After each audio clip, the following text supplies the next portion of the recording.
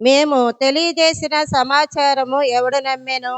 యెహోవా బాహువు ఎవనికి బయలుపరచబడెను? లేత మొక్క వలెను, ఎండిన భూమిలో మొలిచిన మొక్క వలెను అతడు ఆయన ఎదుట పెరిగెను. అతనికి సురూపమైనను సొగసైనను లేదు. మనం అతని చూసి అపేక్షించున్నట్లుగా అతని యందు స్వరూపము లేదు. అతడు తృణీకరింపబడిన వాడును ఆయను, మనుషుల వలన విసర్జింపబడిన వాడును, వ్యసనాక్రాంతుడుగాను, వ్యాధిని అనుభవించువాడుగాను, మనుషులు చూడనల్లని వానిగాను ఉండెను. అతడు తృణీకరింపబడిన వాడు గనుక మనము అతని ఎన్నిక చేయకపోతిమి. నిశ్చయముగా అతడు మన రోగములను భరించెను, మన వ్యసనములను వహించెను. అయినను మొత్తబడిన వానిగాను, దేవుని వలన బాధింపబడిన వానిగాను, శ్రమ నొందిన వానిగాను మనం అతన్ని ఎంచితిమి. మన అతిక్రమ క్రియలను బట్టి అతడు గాయపరచబడెను, మన దోషములను బట్టి నలుగుగొట్టబడెను. మన సమానార్థమైన శిక్ష అతని మీద పడెను. అతడు పొందిన దెబ్బల చేత మనకు స్వస్థత కలుగుచున్నది. మనమందరము గొర్రెల వలె త్రోవ తప్పిపోతిమి. మనలో ప్రతివాడును తనకిష్టమైన త్రోవకు తొలగెను. యెహోవా మన అందరి దోషమును అతని మీద మోపెను. అతడు దౌర్జన్యము నొందెను, బాధింపబడినను అతడు నోరు తెరవలేదు. వదకు తేబడి గొర్రె పిల్లయు, బొచ్చు కత్తిరించే వాని ఎదుట గొర్రెయు మౌనముగా నుండునట్లు అతడు నోరు తెరవలేదు. అన్యాయపు తీర్పు నొందిన వాడై అతడు కొనుపోబడెను. అతడు నా జనుల అతిక్రమములను బట్టి మొత్తబడిన గదా, సజీవుల భూమిలో నుండి అతడు కొట్టివేయబడెను. అయినను అతని తరము వారిలో ఈ సంగతి ఆలోచించిన వారెవరు? అతడు మరణమైనప్పుడు భక్తిహీనులతో అతనికి సమాధి నియమింపబడెను. ధనవంతుని యొద్ద అతడు ఉంచబడెను. నిశ్చయముగా అతడు అన్యాయమేమీ చేయలేదు, అతని నోట ఏ కపటమును లేదు. అతని నలుగొట్టుటకు యెహోవాకు ఇష్టమాయెను. ఆయన అతనికి వ్యాధి కలుగజేసెను. అతడు తన్ను తానే అపరాధ పరిహారార్థ బలి చేయగా అతని సంతానం చూచును. అతడు దీర్ఘాయుష్మంతుడగును. యెహోవా ఉద్దేశము అతని వలన సఫలమగును. అతడు తన కలిగిన వేదనను చూచి తృప్తి నొందును. నీతిమంతుడైన నా సేవకుడు జనుల దోషములను భరించి తనకున్న అనుభవ జ్ఞానము చేత అనేకులను నిర్దోషులుగా చేయును. కావున గొప్పవారితో నేను అతని పాలు పంచి పెట్టెదను. గనులతో కలిసి అతడు కొల్ల సొమ్ము విభాగించుకొనెను. ఏలయనగా మరణము నొందునట్లు అతడు తన ప్రాణము దారబోసెను. అతిక్రమం చేయవారిలో ఎంచబడిన వాడాయను. అనేకుల పాపమును భరించుచు తిరుగుబాటు చేసిన వారిని గూర్చి విజ్ఞాపనం చేసెను. దేవుడు తన పరిశుద్ధ వాక్యం దీవించునుగాక.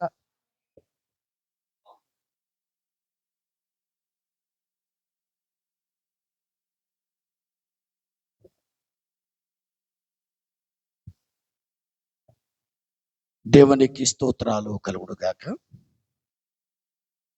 క్రీస్తునందు ప్రియమైన దేవుని పరిశుద్ధ ప్రజలారా, రక్షకుడు, విమోచకుడు, పరిశుద్ధుడు, శ్రీమంతుడు, నిత్య నివాసి అయినటువంటి దేవునికి మహిమ చెల్లిస్తూ దేవుని దగ్గర మనం చేరాం. సిల్వా ధ్యాన కోడికలు ఈ దినాల్లో మనం ఎక్కడ చూసినా, ఏ మందిరంలో చూసినా, ఏ వీధుల్లో చూసినా ఒక సామాన్యమైనటువంటి మనుషులు దగ్గర నుంచి చాలా మంది ఈ దినాలు చాలా జాగ్రత్తగా పాటిస్తారు. ఎందుకంటే ఇది చాలా ప్రాముఖ్యమైనటువంటి రోజులు. 40 అనేది చాలా ప్రాముఖ్యమైనటువంటి రోజులు. ఇశ్రాయేలీయులు కానివ్వండి, యూదులు కానివ్వండి, పాటించేటువంటి దినాలు 40 దినాలు. ఇశ్రాయేలు చనిపోయినప్పుడు, ఇశ్రాయేల్ అంటే యాకోబు చనిపోయినప్పుడు 40 దినాలు సంతాపము తెలిపిరి. యూదులకున్నటువంటి ఇష్టాయిష్టాల మీద జరిగేటువంటి ఈ ఫెస్టివల్ ఇది. ఈరోజు మనకి 2025 సంవత్సరములు ప్రారంభ దినము. దీన్నే బసం బుధవారం అంటాం, దీన్నే బూడిద బుధవారం అంటాం. బైబిల్లో చాలా పుస్తకాల్లో ఈ మాటలు ఉన్నాయి మనకి.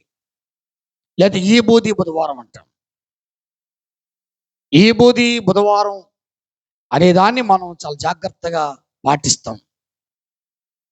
చాలా నేను ఒక ఒక ఒక చిన్న కొటేషన్ ఒకసారి చదివా. దేవుని మందిరంలో కానివ్వండి, దేవుని ఆలయాలలో కానివ్వండి, కొబ్బరికాయ తీసుకెళ్తే అది కొబ్బరికాయగా తిరిగి అది బయటికి ప్రసాదంగా తిరిగి వస్తుంది. నీళ్లు తీసుకెళ్తే నీళ్లుగా తిరిగి రావు, తీర్థంగా తిరిగి వస్తుంది. చాలా వస్తువులు దేవుని దగ్గరికి వచ్చిన తర్వాత మార్పు చెంది బయటకు వస్తాయి. గుళ్ళో నుంచి ఎట్లా వచ్చినటువంటి మనుషుడు అట్లాగే బయట మారే ప్రసక్తి లేకోకుండా ఈనాటి దినాలు మనం గమనిస్తున్నాం. ఒకసారి మీరు గమనిస్తే, ఒక్కసారి మీరు పాటిస్తే, ఈ భస్మ బుధవారం ఎందుకు బూడిద బుధవారం అన్నారు, ఎందుకు బూడిద బుధవారం అన్నారు ఒకసారి చూస్తే, యోవేలు గ్రంథములు ఒక మంచి మాటలు మన కొరకు రాయబడ్డాయి. 2వ అధ్యాయములు 12వ వచనాన్ని ఎవరైనా చదవండి.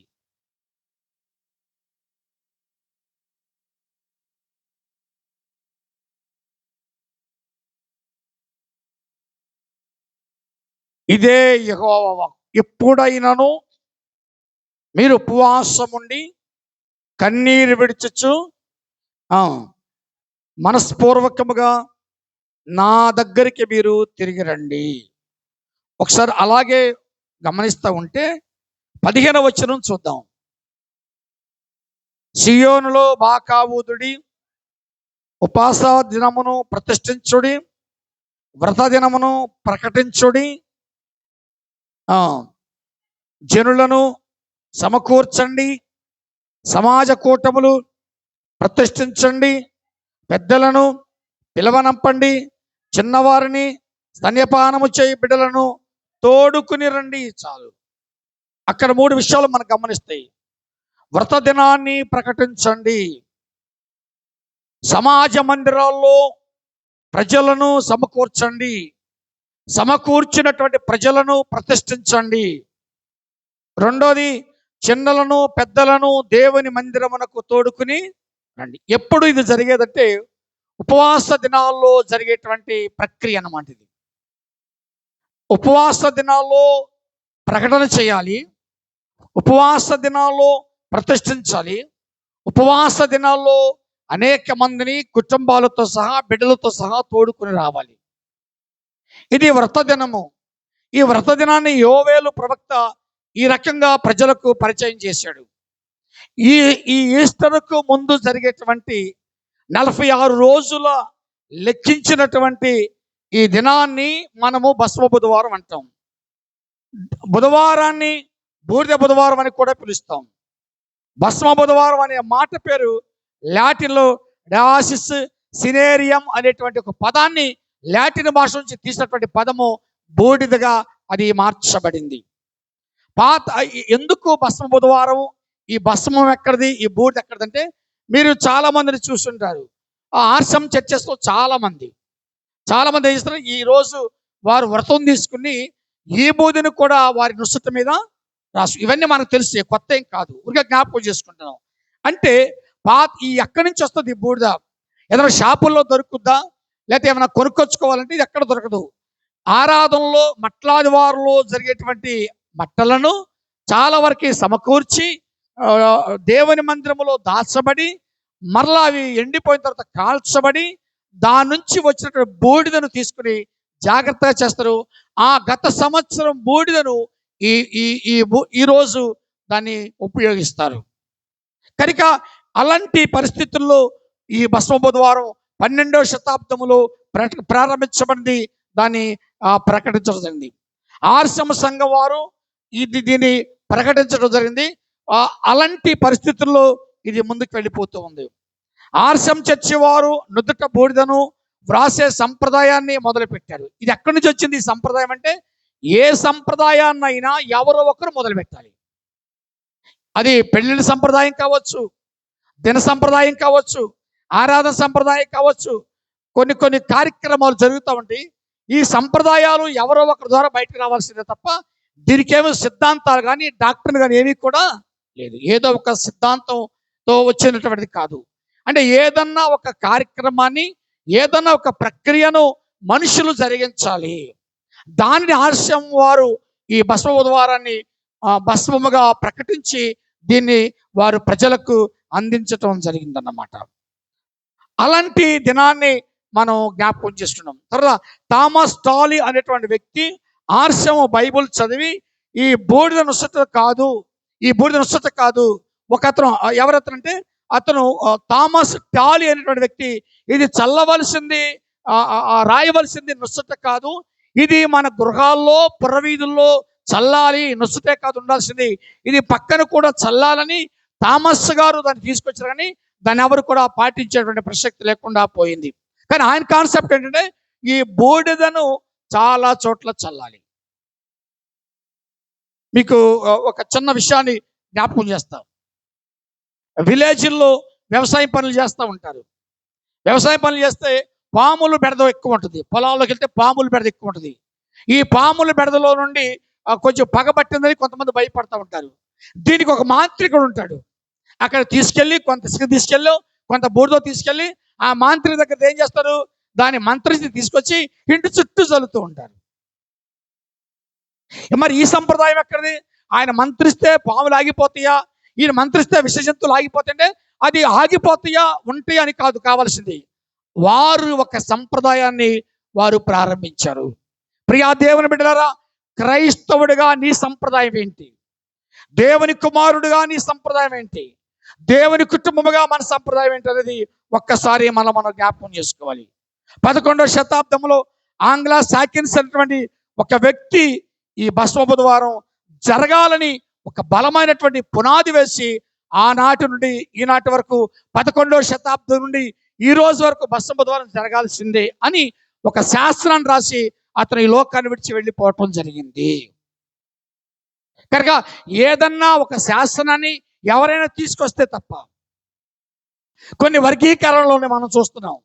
కొన్ని వర్గీకరణలో ఎవరు రాశారంటే డాక్టర్ బిఆర్ అంబేద్కర్ రాశారు. ఆయన వర్గీకరణ ఆ రోజు నుండి ఈ రోజు వరకు ముందుకు వెళుతూనే ఉంది, సాగుతూనే ఉంది. అలాగే ఏ సంప్రదాయమైనా ఏ కార్యక్రమైనా ఎవరితో ఒకరితో ప్రారంభించబడాలి. ప్రారంభించబడింది క్రమం తప్పకుండా అది జరగాలి. అంటే ఈ భస్మ బుధవారాన్ని 11వ శతాబ్దంలో ప్రారంభించబడి ఆనాటి నుండి ఈనాటి వరకు ఈ కార్యక్రమం జరుగుతూనే ఉంది, ముందుకెళ్తున్నది. ఈ భస్మ బుధవారం వల్ల మనం దేవునికి సమర్పించుకుంటున్నాం, మనం దేవునికి అప్పగించుకుంటున్నాం. చాలా మంది నిష్ఠగా ఉంటారు, చాలా మంది బలంగా ఉంటారు, వారి విశ్వాసాన్ని వాళ్ళు కాపాడుకుంటారు. ఎందుకంటే క్రీస్తు మన కొరకు సిలువేయబడ్డాడు. యెషయా గ్రంథంలో మనం చూసాం, నిశ్చయముగా అతడు అన్యాయమేమీ చేయలేదు, అతని నోట ఏ కపటమును లేదు, అతను నలుగగొట్టుటకు యెహోవాకు ఇష్టమైన ఆయన అతనికి వ్యాధి కలుగచేసెను. అతడు తన్ను తానే అపరాధ పరిహారార్థమని చేయగా అతని సంతానము చూచును, అతడు దీర్ఘాయుష్మంతుడగును. యెహోవా ఉద్దేశము అతని వలన ఏంటి? యెహోవా ఉద్దేశం అంటే క్రీస్తు నలగగొట్టబడాలి, క్రీస్తు శ్రమ పడాలి, క్రీస్తు సిలువకు అప్పగించబడాలి, క్రీస్తు తన రక్తాన్ని మన కొరకు కార్చాలి అని ఒక కాన్సెప్ట్తో మత పెద్దలందరూ కూడా ఈ భస్మ బుధవారం 46 దినాలు యూదులు ఇశ్రాయేలు పాటించేటువంటి దినాలు మనకు అప్పగించారు. దానిలో మనం వెళ్ళిపోతున్నాం. ఇది ఒక సంప్రదాయం. ఈ సంప్రదాయం వల్ల ఏం పెరుగుతుంది? మనిషి విశ్వాసంలో పెరుగుతాడు, మనిషి భక్తిలో పెరుగుతాడు, మనిషి నీతిలో పెరుగుతాడు, మనిషి యథార్థతలో పెరుగుతాడు. సంప్రదాయం లేనిదే మనిషి ఎలా నడవాలో ఆ మనిషికి తెలియదు. ఈ భస్మ బుధవారం వల్ల మనం ఏమి నేర్చుకుంటున్నామంటే, ఈ భస్మ బుధవారం, ఈ లెంట్ ఆరాధన, ఈ సీజన్ వల్ల దేవునికి మనం అప్పగించుకుంటున్నాం, మనం సమర్పించుకుంటున్నాం, మనం దేవునికి అప్పగించుకుంటూ ముందుకు వెళ్ళిపోతున్నాం. ఇదే మాటను ఒక్కసారి మన బైబిల్ చూస్తే కీర్తనలు 51వ అధ్యాయము 7వ వచనం చూద్దాం. ఒకసారి ఎవరైనా చదవండి.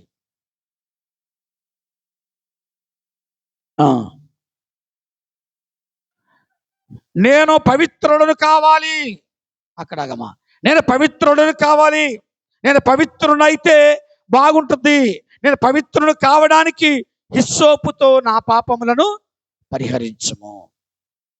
ఇదొక సంప్రదాయం. ఎన్ని సంప్రదాయాలే. సాల్వేషన్ ఆర్మీలో జెండా కింద మనం ప్రమాణం చేసిన, నీటిలోకి వెళ్ళి నీటిలో మునిగిన, ప్రభరాత్రి భోజన మనం రొట్టి ద్రాక్షరసం తీసుకున్న, ఇవన్నీ ఏంటంటే బైబిల్లో మన కొరకు రాయబడ్డ సంప్రదాయాలు. యేసు ప్రభే చేయలేదు. యేసు ప్రభ కంటే కూడా ముందు యూదులు ఈ సంప్రదాయాలు పాటించారు. అయితే యేసు ప్రభు వారు మనకి మాదిరిగా ఉండి వాటిని మనకి చక్కగా మనకి తేట తెల్లగా చూపించాడు. అందుకని నేను పవిత్రుడవడానికి హిస్సోపుతో నా పాపములను పరిహరించు. మీరు ఒకసారి మీరు గమనిస్తే పామారు నుండి గుడివాడ వెళ్తా ఉంటాం. మీరు ట్రావెల్ చేస్తే మీకు తెలుస్తూ ఉన్నది. అడ్డాడ అనేటువంటి ఒక ఊరు వస్తుంది. అడ్డాడ అనేటువంటి ఒక ఊరిలో అక్కడ సేవకుడు ఏం చేస్తాడు తెలుసా? ప్రతి బుధవారం బూడిదలో కూర్చొని గోతాలు బూడిద పోస్తాడు. తెలుసు ఎవరికన్నా? విన్నారా? మనం పామారు నుండి ఒక 2 కిలోమీటర్ వెళ్తే అక్కడ పెద్ద చర్చి, క్రాస్ దాదాపు మన చర్చి అంత పెద్ద చర్చి, అంత హైట్లో ఉన్నది. అంటే ఆ ప్రజలకు దేవుని చూపించడానికి ఆ సేవకుడు చేసిన సంప్రదాయం ఏంటంటే బూడిదలో కూర్చుని దేవునికి విజ్ఞాపన చేయటం, దేవునికి ప్రార్థన చేయటం.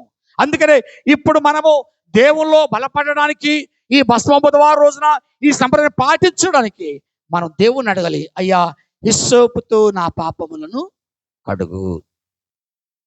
హిస్సోపు తెలుసా? ఏంటి హిస్సోపు అంటే? ఒక చెట్టు. అది ఎక్కడ వస్తుందంటే మన పాత బిల్డింగులు ఉంటాయి కదా, పాత బిల్డింగుల మీద ఆ బిల్డింగు కొంచెం చెట్లున్నప్పుడు, ఆ బిల్డింగు కొంచెం డ్యామేజ్ అయినప్పుడు ఆ బిల్డింగులో నుంచి వచ్చేదాన్ని ఏమంటారు? హిస్సోపు. అందుకనే మనకేమొస్తాయంటే మన జనరల్గా అది అక్కడ ఇశ్రాయేలు జరిగిన సంప్రదాయం. మనకి రాగి చెట్లు, వేప చెట్లు ఇవి వస్తుంది. కానీ హిస్సోపు మొక్క ఎక్కడ దొరుకుతుందంటే బిల్డింగులు, పాడైపోయిన బిల్డింగులో నుండి వచ్చేటువంటి మొక్కను హిస్సోపు మొక్క అంటారు. అది చేదుగా ఉంటుంది. ఎట్లా ఉంటుంది? చేదుగా ఉంటుంది. కనుక ఇక్కడ అంటాడు దావీదు, హిస్సోపుతో నా పాపములను పరిహరించుము, హిస్సోపుతో కడుగు. కనుక ఈ భస్మ బుధవారం రోజున ఈ సంప్రదాయాన్ని మనం పాటిస్తున్నప్పుడు ఈ సంప్రదాయం మనకి ఏమి నేర్పించాలంటే భక్తి నేర్పించాలి, విశ్వాసం నేర్పించాలి, నీతి నేర్పించాలి, యథార్థత నేర్పించాలి, క్రీస్తు శ్రమలలో ఉన్నాడనేటువంటి సత్యాన్ని మనకు గుర్తుకు రావాలి. స్తోత్రం చెప్పండి. ఇంకోసారి చెప్పండి, గట్టిగా చెప్పండి. అలా ఎప్పుడైతే గుర్తుకొస్తుందో అప్పుడు మనం జీవితాలు దేవునికి ఇష్టమని అవుతాయి. సరే, ఈ భస్మ బుధవారం రోజున మరి యేసు ప్రభువారు చనిపోయినటువంటి దినాలు 46 దినాలు కౌంట్ చేస్తే మనం అంతకుముందే భస్మ బుధవారం అని అనలేదు, కానీ బూడిదలో కూర్చుని దేవునికి మొరపెట్టిన వారు, విజ్ఞాపన చేసిన వారు చాలా మంది ఉన్నారు. అసలు బూడిద దేనికి సాదృశ్యం అంటే తగ్గింపు జీవితానికి సాదృశ్యం, లేకపోతే శ్రమలకు సాదృశ్యం. ఒకసారి బైబిల్ చూద్దాం. యోబు గ్రంథము 2వ అధ్యాయము 8వ వచనాన్ని ఎవరైనా చదవండి. అయ్యా,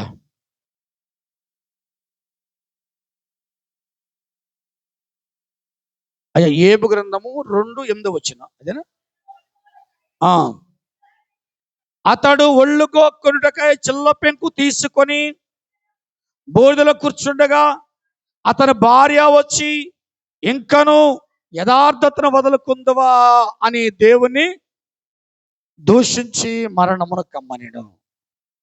అంటే శ్రమల్లో ఉన్నవారు, కష్టాల్లో ఉన్నవారు, ఇబ్బందుల్లో ఉన్నవారు, నిందల్లో ఉన్నవారు, లేవలేని పరిస్థితుల్లో ఉన్నవారు, శ్రమల్లోంచి బయటికి రానటువంటి ప్రజలు చేసే పని ఏమిటో తెలుసా? ఎక్కడికి వెళ్ళిపోతారు? బూడిదలోకి వెళ్ళిపోతారు. బూడిదలోకి వెళ్ళటం దాని అర్థం ఏంటంటే తగ్గించుకుని దేవుని దగ్గరికి వెళ్ళటం. ఏ మనుషుడైతే తగ్గించుకుని దేవుని దగ్గరికి వెళ్తాడో, యోబు తన జీవితంలో మొదటి స్థానము కంటే చివరి స్థానము అద్భుతంగా ఉంటుంది. అద్భుతంగా కార్యాలు చేస్తాడు, అద్భుతంగా తన మహిమను చూస్తాడు. అటువంటి కార్యక్రమాలు మనం తప్పకుండా గమనించాలి. మళ్ళీ చదువు మాట. అతడు ఒళ్ళుగోకొనుటకై కూర్చుండగా నీవు యథార్థతను వదలవా. చాలు. యథార్థతను వదలటానికి ఇప్పుడు ఏం వదిలిపెట్టాలి? యోబు బూడిదను వదిలిపెట్టాలి. బూడిదలో నుంచి భార్య మాట విని లేచి వచ్చాడంటే ఆయన సంప్రదాయాలు మట్టిలో కలిసిపోయినట్టే, ఆయన సంప్రదాయాలు దేవునికి విరుద్ధంగా ఉన్నట్టే. కనుక నువ్వేమన్నా అనుకో, నేను యెహోవా ఇచ్చెను, యెహోవా తీసుకునేను, యెహోవా నామానికి మహిమ కలుగును గాక. యేసు క్రీస్తులో ఉన్నటువంటి మనము, బూడిదలో కూర్చున్నటువంటి యోబు, బూడిదలో కూర్చున్న అబ్రహాము, అనేక మంది బూడిదలో కూర్చున్నారు. ఎందుకంటే వారు శాశ్వతమైనటువంటి నిరీక్షణ కొరకు ఎదురు చూచినవారు. యెహోవా ఇచ్చెను, యెహోవా తీసుకునేను, యెహోవా నామానికి. ఈ శిలువ ధ్యానాల్లో, ఈ శ్రమల దినాల్లో, ఈ భస్మ బుధవారం నుండి దాదాపు మనం హోలీ వీక్ వరకు క్రీస్తు శిలువను చూడాలి. స్తోత్రం చెప్పండి. హల్లెలూయా. శిలువను చూచు కొలది శిల సమానమైన మనసు, శిలువను చూచు కొలది శిల సమానమైన మనసు, నలిగి కరిగి నీరగుచు నదిరా నీ సిలువే నా శరణా ఎనోరా. సిలువను తరచా తరచా విలువ కందగరాని నీ కృప, సిలువను తరచా తరచా విలువ కందగరాని నీ కృప, కలుషమెల్లను పాపగా చాలునురా నీ సిలువే నా శరణా ఎనోరా. ఈ సంప్రదాయములో క్రైస్తవుడు చూడవలసింది ఏంటో తెలుసా? క్రీస్తు శిలువను చూడాలి. ఎప్పుడైతే శిలువను చూచు కొలది శిల సమాధి అటువంటి మనస్సు ఏమైపోతుంది? నలిగి కరిగి నీరైపోతుంది. శిలువను చూస్తే దుఃఖం, శిలువను చూస్తే భారం, శిలువను చూస్తే ఏడుపు, భారం అయిపోతుంది. ఎందుకంటే అంతకుముందే శిలువ ఉంది. యేసు ప్రభుతోనే శిలువ ప్రారంభించబడాల. అంతకితమే యూదుల్లో ఎవరు నేరం చేసినా, ఎవరు తప్పు చేసినా ఖచ్చితంగా ఏం మోసేవాళ్ళు? శిలువను మోసేవాళ్ళు. అయితే యేసు ప్రభువు ద్వారా ఎందుకు శిలువకు విలువ వచ్చిందంటే, క్రీస్తు నేరము చేయని వాడిగా, నేరము చేయని వాడిగా, దోషము లేని వాడిగా, కల్మషము లేని వాడిగా, పాపము లేని వాడిగా ఆయన శిలువకి ఎక్కడం జరిగింది. అందుకని యేసు క్రీస్తు శిలువ ఎక్కటం వల్ల శిలువకు విలువ కలిగింది. స్తోత్రం. హల్లెలూయా. గట్టిగా చదువు. హల్లెలూయా. కనుక ఈ శిలువలో మనము పాలిభాగస్థులం అవుతున్నాం. ఈ శిలువలో మనము క్రీస్తుతో కూడా మనము బలపరచబడాలి. అందుకని శిలువను చూచు కొలది శిల సమానమైన మనసు నలిగి కరిగి, శిలువను చూసినప్పుడు కన్నీరు కారాలి, శిలువను చూసినప్పుడు దుఃఖం రావాలి, శిలువను చూసినప్పుడు ఏడుపు రావాలి. ఇప్పుడు కొంచెం నాగరికత పెరిగింది. మనం మా చిన్నప్పుడు కూడా కరుణాబడి సినిమాకి వెళ్తే సగం సినిమాలో నుండి జనం ఏం చేసేవాళ్ళు? ఏడుతూనే ఉండేవాడు, ఏడుతూనే ఉండేవాడు. ఎంతంత లావు మొఖాలు ఉబ్బిపోయి బయటకు వచ్చేవాళ్ళు. ఇప్పుడు ఆ పద్ధతి లేదు, ఆ భయం లేదు, ఆ విధానం కూడా లేదు. అంటే ఆ రోజు ఆ సినిమాలో మనం బైబిలే చదివాం, కానీ ఆ పిక్చర్లు యేసుప్రభు ప్రత్యక్షంగా చూడటం వల్ల మనకేం కలిగింది? దుఃఖం కలిగి, భయం కలిగింది. ఓహో, ఇలా జరిగిందా? ఒకవేళ ఆ పిక్చర్ రాకముందు యేసయ్య ఇలా చనిపోయాడని బోధకులు చెప్పడం తప్ప చూసిన వాళ్ళు ఎవరు కూడా అది చూడటం ద్వారా ప్రజల్లో వారి హృదయాలు కదిలిపోయి, వారి హృదయాలు బలపడ్డాయి, వారి హృదయాలు స్థిరపడ్డాయి. ఒకసారి 6వ వచనం చూద్దాం. 2వ అధ్యాయం 6వ వచనం. యెహోవా అతని ప్రాణములు మాత్రము నువ్వు ముట్టవద్దని సెలవిచ్చను. కాబట్టి అపవాది యెహోవా సన్నిధి నుండి బయలు వెళ్ళి అరుకాలు మొదలుకొని నన్నెత్త వరకు బాధ కురుపులతో ఏబును మొత్తెను. చాలు. అపవాది ఏబును ఎక్కడి వరకు తీసుకెళ్ళిందంటే బూడిదలోకి తీసుకెళ్ళింది. దేవుడే అవకాశం ఇచ్చాడు. ఏబు గురించి నీకు చేతనైంది చేసుకో, ఏబు గురించి నువ్వేం చేస్తావో చేసుకో అంటే, ఏబు యొక్క శ్రమలు, సాతాను వల్ల కలిగినటువంటి శ్రమలు ఏబుని ఎక్కడి వరకు నడిపించినంటే, ఎక్కడ నడిపించింది? బూడిద వరకు నడిపించింది. అంటే పశ్చాత్తాపం వరకు నడిపించింది. యెహోవా ఇచ్చెను, యెహోవా తీసుకునను, యెహోవా నామమునకు. ప్రియా దేవుని బిడ్డలారా, యేసు క్రీస్తులో ఉన్నటువంటి మనము, యేసు క్రీస్తులో ఉన్నటువంటి మనము కఠినమైనటువంటి పరిస్థితుల్లో కూడా యేసు క్రీస్తు మనకిచ్చిన సంప్రదాయాలు ఎన్నడూ కూడా విడిచిపెట్టడం. మళ్ళొకసారి చెప్తున్నా, భస్మ బుధవారము క్రైస్తవుడు తన విశ్వాసాన్ని బలపరుచుకోవటం కోసం, తన భక్తిని పెంచుకోవటం కోసం ఈ సంప్రదాయాన్ని ఆర్సిఎం చర్చెస్ వారు దాన్ని ముందుకు తీసుకొచ్చారు. ఈ బాగుందనుకుని ప్రొటెస్టెంట్లైనటువంటి మనందరం కూడా వాటిని పాటిస్తున్నాం. కొంతమంది అదేవలేదు ఇదేవలేదు అంటారు. ఏది ఏమైనా మనిషి భక్తిలో పెరగడానికి ఇదొక మంచి మార్గం. స్తోత్రపండి. లేని మాటలు పలికినటువంటి ప్రజలు, లేని మాటలు చెప్పినటువంటి ప్రజలు యేసు క్రీస్తుని సిలువ వరకు తీసుకువెళ్ళింది. అందుకనే ఇక్కడ అంటాడు, ఒకసారి 26వ వచనం కూడా చూద్దాం. 3:26. నాకు నెమ్మది లేదు, సుఖము లేదు, విశ్రాంతి లేదు, శ్రమయే సంభవించిన ఈ బూడిదలోనే కూర్చున్నా నేను. బూడిదలోకి వెళ్ళక ముందు ఏబుకు ఏమైంది? శ్రమే కలిగింది, కష్టం కలిగింది, దుఃఖం కలిగింది, బాధ కలిగింది. అయినా వాటన్నిటిని ఓర్చుకున్నాడు. నాకేమంటే తెలుసా? నాకు నెమ్మది లేదు, నాకు సుఖము లేదు, నాకు విశ్రాంతి లేదు, ఎప్పుడు చూసినా నాకు శ్రమ సంభవించింది. అంటే ఈ భస్మ బుధవారం, ఈ బూడిద ఏబుని ఎక్కడ దా తీసుకెళ్ళింది? బూడిద వరకు తీసుకెళ్ళింది. బూడిదలోకి వెళ్ళక ముందు శ్రమ లేదు, శ్రమయే ఉంది, నిద్ర లేదు, సుఖం లేదు. వీటన్నిటికంటే బెటర్ అని సాతానుకు లోబడి దేవునికి ఎదురు చెప్పక సాతాను వెంబడి వెళితే సాతాను తీసుకెళ్ళి కూర్చోబెట్టింది. ఒక్కోసారి సాతాను కూడా మంచి పని చేసింది, బూడిదలో కూర్చోబెట్టింది. ఎన్ని మాటలు భార్య అంటుంది, నీవు ఇంకను యథార్థతను వదిలిపెట్టావు. స్తోత్రపండి. అలాంటి మాటలు మనం చూస్తున్నాం.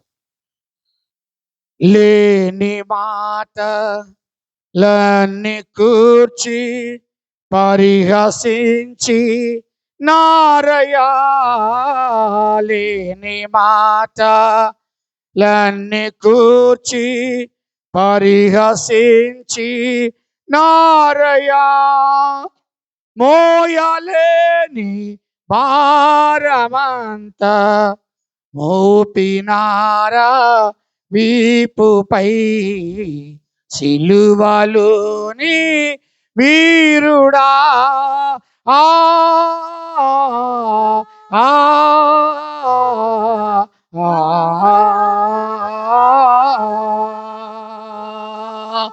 కుళ్ళు పోటుల్ పొడచినారా, కాయమంతా కాళ్ళదనే, కుళ్ళు పోటుల్ పొడచినారా, గాయమంతా కాళ్ళదాన్ని పలుకలేని యేసు ప్రభుని పలకరించి కొట్టిరా సిలువలోని వీరుడా ఆ ఆ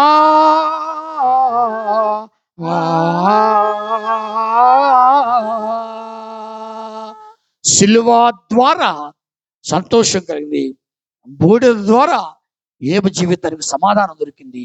అంటే అంటాడు, బూడిదలోనికి వెళ్ళక ముందు నిందలే నిందలు, నిద్ర లేదు, అవమానాలు, అశాంతి ఏమీ లేదు. సిలువలో క్రీస్తును చూచినప్పుడు నాకు నిద్ర చక్కగా పట్టింది. బూడిదలో కూర్చున్నాను. బూడిదలో కూర్చుని భార్య తంటాడు, యెహోవా ఇచ్చెను, యెహోవా తీసుకొనెను, యెహోవా నామానికి మహిమ కలుగును గాక. ఇది బూడిదలో కూర్చున్న వారు చేసేటువంటి ప్రార్థన. ఇంకొక మాట నేను మీకు జ్ఞాపకం చేస్తాను, ఇది చదివి నేను ముగిస్తాను. ఒకసారి బైబిల్ చూడండి. ఇర్మీయా గ్రంథము 6వ అధ్యాయము 26వ వచనాన్ని ఎవరైనా చదవండి.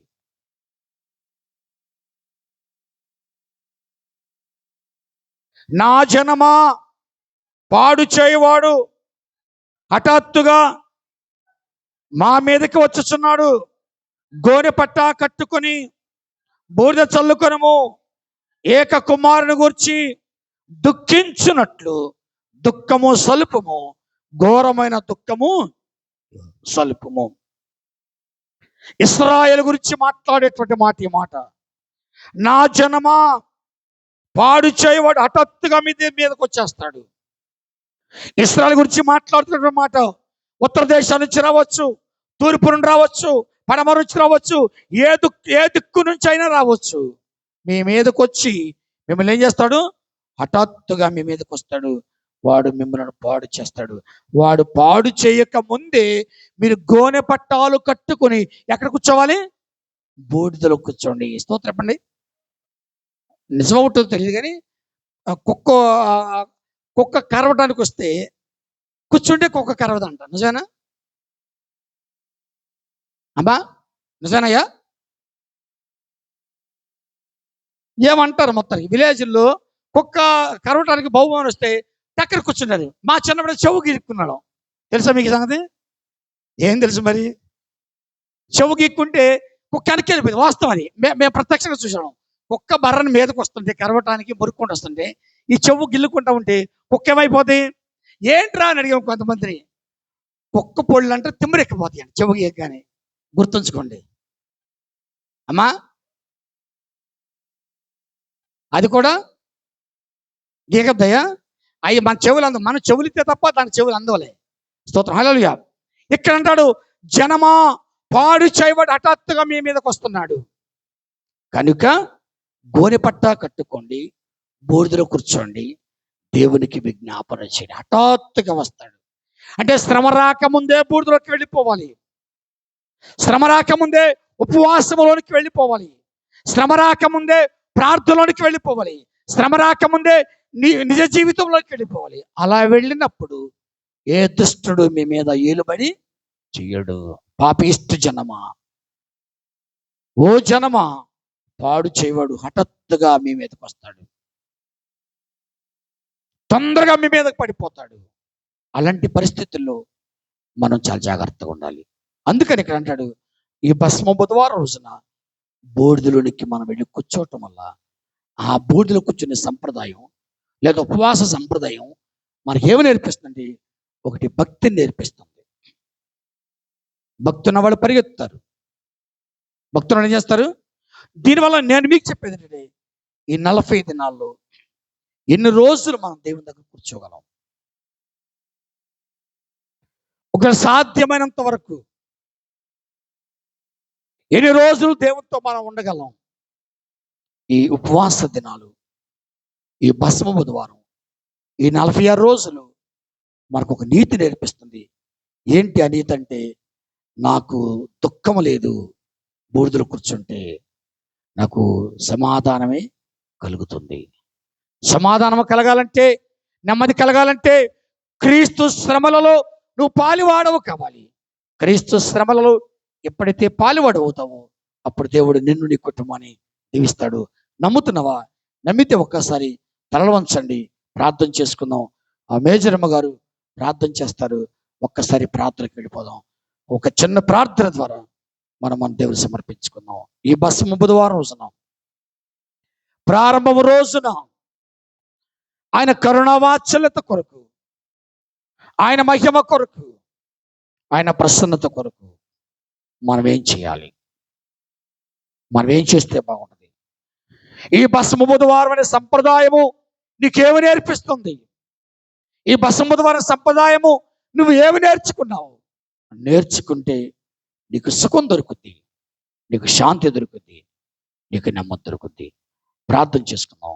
మేజరమ్మ గారు ప్రార్థన చేస్తారు. ప్రార్థన.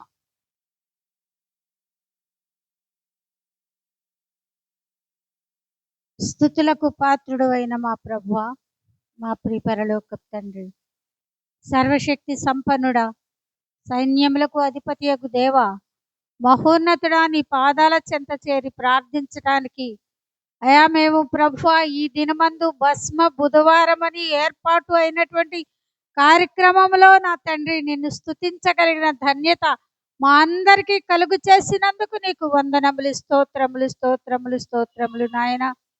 మేమేపాటి వారము మా ప్రభువా, ఇంతగా మమ్మలను కరుణించావు, ఇంతగా మమ్మలను కాపాడావు, సంరక్షించావు. మేలు చేత మా హృదయాలను తృప్తిపరిచిన దేవా నాయన, బండ సందులలో ఎగురు నా పావురమా, పేట బీటలను ఆశ్రయించు నా పావురమని నేను సెలవిచ్చిన గొప్ప దేవుడా, హిస్సోపు అనగా బ్రద్దలైనటువంటి నాయన స్థలములో నుండి పుట్టినటువంటి మొక్క మా ప్రభువా, అలాగా నా తండ్రి నీవు బ్రద్దలైనటువంటి శరీరములో నుండి కారుచున్నటువంటి రక్తధారలతో మమ్మలను శుద్ధిపరచగలిగిన దేవుడు అని మా కొరకు సిలువ యాగమును సమర్పించటానికి పరలోకము నుండి భూలోకమునకు దిగి వచ్చిన పరిశుద్ధుడు అని నీ పాదాల చెంత చేరిన ప్రభువా, మేము మా ప్రభువా నీ సన్నిధిలో గోనె పట్ట కట్టుకుని మా ప్రభువా నేను విధేయతతో మా తండ్రి, నేను విశ్వాసముతో మా ప్రభువా బూడిదను మా ప్రభువా మా తలల మీద పోసుకుని నాయన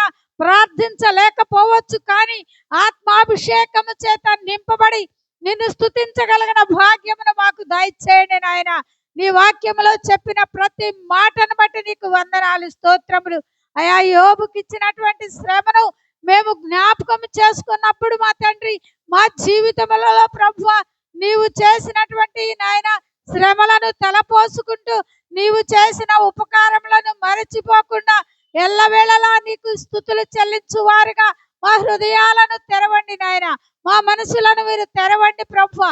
మా మేము నిన్ను ఆరాధించువారుగా, నిన్ను స్తుతించువారుగా, నిన్ను మహిమపరచువారుగా భక్తి కలిగిన ప్రార్థన జీవితాన్ని ఇవ్వండి నా ప్రభువా. అయా భక్తి కలిగినటువంటి నాయన బిడ్డలుగా బ్రతకటానికి సహాయం చేయండి నాయన. మా బ్రతుకులను సరిచేయగలిగిన గొప్ప దేవుడవు, రక్షణ ఆనందాన్ని ప్రసాదించగలిగిన పరిశుద్ధుడవు, పాప జీవితము నుండి విడిపించిన ఆయన పరిశుద్ధులుగా నాయన పవిత్రపరచగలిగిన నీ పాద సన్నిధిలో కూడి ఉన్న మమ్మల్ని అందరినీ ప్రభువా మేము పొందిన రక్షణను పోగొట్టుకొనకుండా నాయన ఆ రక్షణ పాత్రను నాయన భద్రపరుచుకొని నా తండ్రి నీ పాదాల చెంత నీ కవళిలో భద్రపరిచినటువంటి కన్నీటితో ప్రార్థించు ఆత్మను మాకు దయచేయండి నాయన. నీ కవళిలో మా ప్రభువా మా ప్రార్థన జీవితమును భద్రపరుచుకునే భాగ్యం దయచేయండి అయా. కన్నీటితో ఎలుగెత్తి మొరపెట్టగలిగినటువంటి యోగ్యతనివ్వండి మా ప్రభువా. అయా హృదయము బ్రద్దలయ్యి మా ప్రభువా మా హృదయము నా తండ్రి నాయన హిస్సోపుతో నాయన ఏ రీతిగా నాయన శుభ్రపరచమని కోరి ఉన్నామో నీ రక్తధారలలో ప్రభువా మమ్మల్ని శుద్ధి చేయి నా తండ్రి. ఇదిగో నీ పాద సన్నిధిలో ఉన్నాము నాయన, ప్రార్థన చేస్తున్నా ప్రభువా. నీ ఆత్మ సంచారం మాతో కూడా ఉన్నది నా తండ్రి. నీవు శ్రమను అనుభవించడానికి ఈ దినమందు పూనుకొని మా ప్రభువా నీ బిడ్డలకు రక్షణ ఆనందాన్ని ఇవ్వడానికి నీవు పొందిన దెబ్బల చేత మాకు స్వస్థతనివ్వండి. మా హృదయానికి మేలు కలుగ చేయండి. మా శరీరములకు నా తండ్రి ఆయాసకరమైన కార్యములు ఏమైనా జరిగి ఉంటే ప్రభువా ఏమో తండ్రి నీ సన్నిధిలో నాయన పెనుగులాడు జీవితాన్ని పొందగలిగిన భాగ్యమును మాకు దయచేయమని ప్రార్థన చేస్తున్నాము నాయన. సంఘ కాపరి చెప్పిన ప్రతి మాటను బట్టి మా హృదయంలో పదిలపరుచుకునే భాగ్యం దయచేయండి. ఈ 40 దినాలు నీ చిత్తమైతే నీ సన్నిధిలో మేమందరము కనబడినట్లు నీ కృప దయచేయండి దేవా. నీకు వందనాలు, స్తోత్రములు. కాపరి జీవితాన్ని మీరు ఆశీర్వదించండి ప్రభువా. వారి కుటుంబాన్ని మీరు దీవించండి నా ప్రభువా. నీ దాసురాలకు ఇచ్చిన స్వస్థతను బట్టి నీకు వందనాలు, స్తోత్రాలు. వారి కుటుంబాన్ని మీరు ఆశీర్వదించండి. వారి బిడ్డలను మీరు దీవించండి. వారి సేవ పరిచర్య ఫలభరితమగినట్లు ప్రభువా ఆదరించి బలపరచమని ప్రార్థన చేస్తున్నావు నాయన. కూడి ఉన్న మా కుటుంబాలను దీవించండి ప్రభువా. మా బిడ్డలను ఆశీర్వదించండి నాయన. మేము కోరికలు కోరటం కాదు, కానీ దేవుని చిత్త ప్రకారము దేవుడు మాకు మేలు చేస్తాడని నమ్మి విశ్వసించి నీ పాదాల చెంత ప్రణవెళ్ళి నీకు స్తుతులు చెల్లించే భాగ్యమును దయచేయమని సైన్యమును ఆశీర్వదించండి ప్రభువా. సైన్య నాయకులను దీవించండి నాయన. భయంకరమైన దినాలలో మేము బ్రతుకుచున్నావు. క్రైస్తవుల హింసలకు గురవుతున్నారు ప్రభువా నాయన. వారి కొరకు ప్రార్థించగలిగినటువంటి యోగ్యతను మాకు ఇవ్వండి ప్రభువా. మూర్ఖులైనటువంటి వారు శ్రమను పెట్టడానికి ముందంజ వేసిన వారితో నేను మార్చగలిగిన దేవుడవు నీవై ఉన్నావు ప్రభువా. ప్రార్థన ప్రతి అవసరతను తీరుస్తుంది. ప్రార్థన ప్రతి కార్యములను నెరవేరుస్తుంది. కాబట్టి శ్రమ పొందిన వారు నా తండ్రి నీకు హతసాక్షులుగా నా తండ్రి నీకు నాయన జ్ఞాపకం చేసుకొని సహాయం అందించమని కూడి ఉన్న మమ్మల్ని అందరినీ దీవించండి. పెజ్జోనపేట సంఘమును మీరు ఆశీర్వదించండి. క్రైస్తవ సార్వత్రిక నాయన సంఘాలను మీరు దీవించండి ప్రభువా. సంఘ సభ్యులను అందరినీ కూడా నీ నామములో ప్రతిష్ఠించి నా తండ్రి నీ వాక్యమును మోసుకొని నా తండ్రి మా గృహాలకు వెళ్ళి నెమరు వేసుకుంటూ నీకు స్తుతులు చెల్లించే భాగ్యాన్ని ప్రసాదించమని మరి ఒకసారి ప్రభువా సంఘ కాపరి కుటుంబాన్ని మీరు జ్ఞాపకం చేసుకుని దీవించి ఆశీర్వదించమని యేసయ్య పరిశుద్ధ నామమున వేడుకొని ప్రార్థిస్తున్నాము తండ్రి. ఆమేన్.